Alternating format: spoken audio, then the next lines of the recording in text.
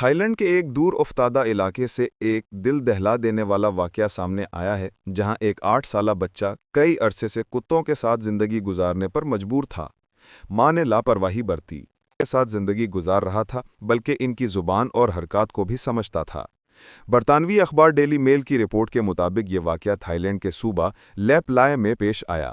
مقامی رہائشیوں نے جب اس بچے کو جانوروں کے درمیان غیر انسانی حالات میں دیکھا تو انہوں نے فوری طور پر ایک سماجی کارکن کو اطلاع دی۔ تحقیقات سے معلوم ہوا کہ بچے کی والدہ نشے کی عادی تھی اور اس نے کبھی بچے کی پرورش یا تعلیم کی ذمہ داری نہیں اٹھائی۔ پڑوسیوں کا کہنا ہے کہ خاتون بھیک مانگ کر گزارا کرتی تھی اور اسے مفت تعلیمی سہولیات کی پیشکش کے باوجود بچے کو اسکول میں داخل نہیں کروایا۔ سماجی کارکن پوئنا ہونگسکن، جو ایک مقامی NGO سے وابستہ ہیں، نے اس معاملے کو سنجیدگی سے لیتے ہوئے حکام کو آگاہ کیا۔ ان کی مسلسل کوششوں کے نتیجے میں پولیس نے ایک لکڑی کے خستہ حال گھر کے پچھلے حصے پر چھاپا مارا جہاں بچہ کتوں کے ساتھ بیٹھا پایا گیا۔ بچے کو فوری طور پر بازیاب کرا کے قریبی چلڈرن ہوم منتقل کر دیا گیا جہاں اس کی دیکھ بھال شروع ہو گئی ہے۔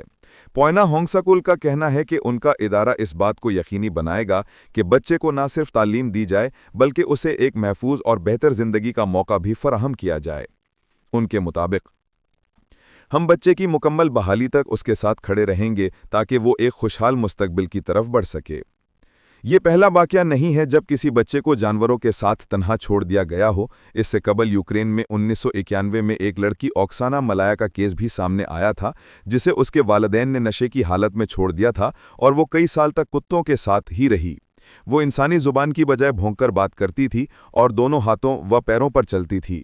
بعد ازاں ایک بحالی مرکز میں تربیت کے بعد وہ عام زندگی کی طرف لوٹ آئی۔